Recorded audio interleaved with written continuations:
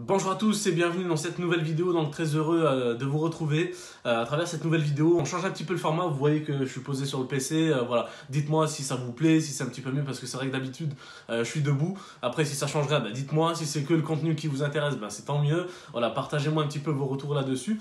En tout cas, on tente de nouvelles choses, donc bienvenue dans cette nouvelle vidéo. Sans plus attendre, on attaque. On va voir ensemble 7 choses à savoir sur Dubaï, c'est parti, let's go. Alors, tout ce que je vais vous partager dans cette vidéo, c'est ma propre expérience. Voilà, il y a peut-être des choses que j'ai oubliées, il y a peut-être des choses que j'ai pas vues non plus. Voilà, donc c'est vraiment partagé par rapport à mon expérience quand j'étais à Dubaï.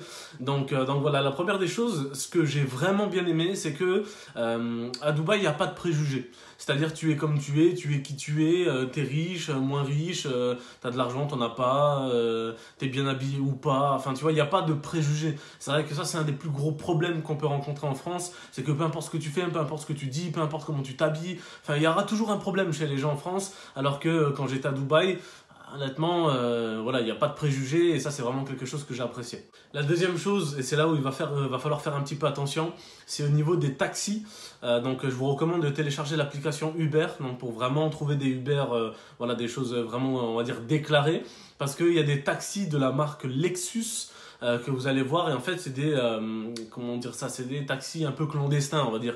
Ils prennent des voitures plutôt potables, etc., de la marque Lexus en général, mais en fait ce n'est pas des vrais taxis et les prix en général c'est x2 x3, donc il faut toujours se méfier à ce niveau là. Il y a pas mal de petites entourloupes comme ça, des fois même les gens de l'hôtel qui viennent des Émirats Arabes Unis essayent un petit peu de tricher. On voit qu'il y a aussi pas mal de comment dire ça, tu vois, on va dire qu'il va te dire le taxi là il veut bien te prendre et lui il va toucher une commission si tu vas dessus. Tu vois, il y a pas mal de petits business, de petites magouilles qui se font.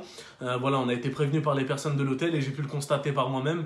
Je demandais toujours les prix et pour savoir un petit peu les prix, vu que c'est pas à l'euro forcément, donc je regardais sur Uber pour voir un petit peu comparer les prix, pour voir si c'était moins cher, plus cher. Des fois c'était jusqu'à 3 fois plus cher, donc faites vraiment attention par rapport à ça, les taxis de la marque Lexus. Troisième chose, j'ai été assez surpris, au final je pensais que c'était un bug, mais en fait non, c'était la réalité.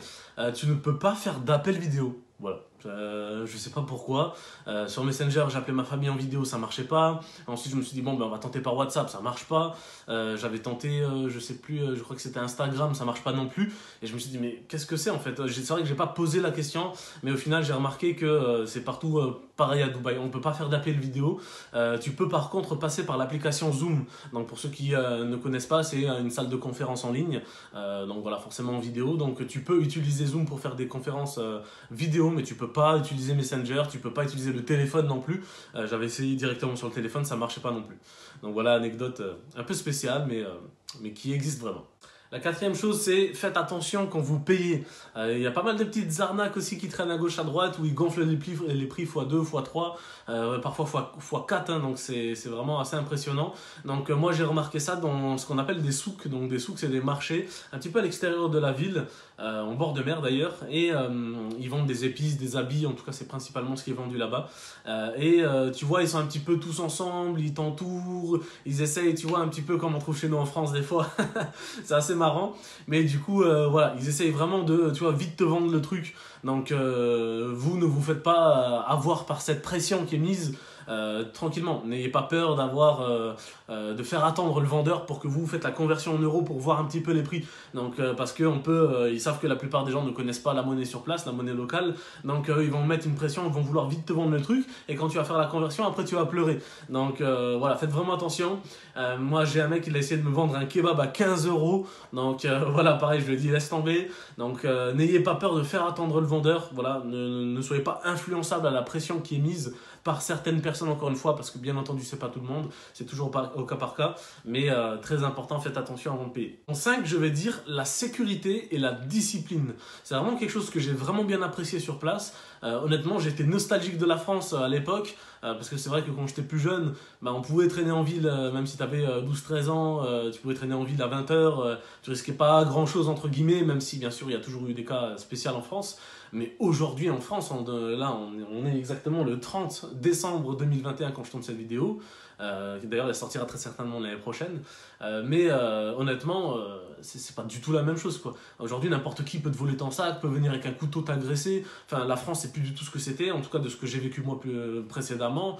Et là, à Dubaï, t'as l'impression vraiment d'être en sécurité.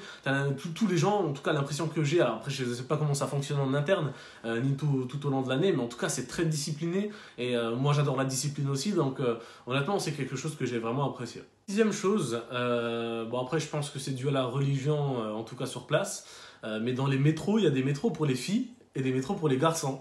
Donc bon, c'est vrai que moi voilà, j'ai pas l'habitude de ça. C'est quand même un fait sur Dubaï, c'est assez étonnant. Et c'est vrai d'ailleurs que en tout cas, j'ai vu aucune femme rouler une voiture. Donc je sais pas maintenant si elles ont le droit ou pas, ou comment ça fonctionne, mais j'ai vu aucune femme rouler de voiture. Et du coup dans les métros, il y a le métro pour les femmes et le métro pour les hommes. Donc c'est un fait assez impressionnant. Et en dernier, on va terminer cette vidéo avec les records du monde parce que il y a beaucoup de records du monde à Dubaï quand on se renseigne bien, et je vais vous mettre pas mal de photos à l'écran pour que vous puissiez voir en même temps. Alors, il y a pas mal de records du monde comme la Burj Khalifa par exemple. Donc c'est la tour la plus haute du monde qui se trouve. Donc du coup, c'est intéressant parce que ils ont une bonne stratégie qui marche très bien. Et au niveau du tourisme, ils ont explosé Dubaï, surtout pendant cette période de coronavirus. Donc on a la Burj Khalifa, on a l'hôtel le plus haut du monde, donc c'est quand même aussi assez impressionnant. On a la tyrolienne la plus longue et la plus rapide du monde. On va trouver aussi un hôtel 7 étoiles, donc c'est assez impressionnant. La plus grande composition fleurale, donc vraiment pas mal aussi. On a le plus long métro automatisé que d'ailleurs je ne savais même pas quand je l'ai pris. Bon, après j'ai fait un court parcours on va dire, mais plus long métro automatisé. Tu vois, le plus grand labyrinthe vertical, donc ça c'est assez marrant comme on peut voir. Voilà, c'est des idées, c'est de l'innovation et je trouve ça vraiment cool et sympa comme stratégie. En tout cas c'est vraiment pas mal aussi. La voiture de police la plus rapide du monde. Voilà, le plus grand et haut cadre du monde. Malheureusement, je ne l'ai pas vu, donc je suis un peu dégoûté là-dessus. Je ne savais même pas d'ailleurs, mais du coup, c'est assez cool.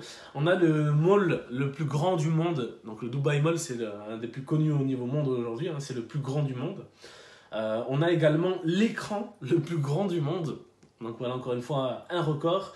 On a le plus haut restaurant. Voilà, donc comme tu peux voir sur l'image, c'est assez impressionnant, vaut mieux pas avoir le vertige. On a également la plus grosse bague en or que je n'ai pas vue non plus, j'aurais bien aimé voir, ça peut être sympa, ça aurait été cool. On a la plus grande roue du monde et on terminera avec la plus grande île artificielle. Je pense que tout le monde a déjà vu des photos sur internet. Voilà, la plus grande île artificielle du monde. Donc voilà un petit peu ce que je voulais vous partager. 7 faits sur Dubaï. C'est encore une fois basé sur ma propre expérience. Donc dites-moi qu'est-ce que vous en avez pensé. Dites-moi si vous étiez à Dubaï, vous, quelle a été votre expérience. Qu'est-ce que vous aurez ajouté de plus sur cette vidéo. Donc voilà, j'attends vos retours avec impatience. Je vous souhaite une très belle année 2022. Prenez soin de vous. À très bientôt. Ciao, ciao.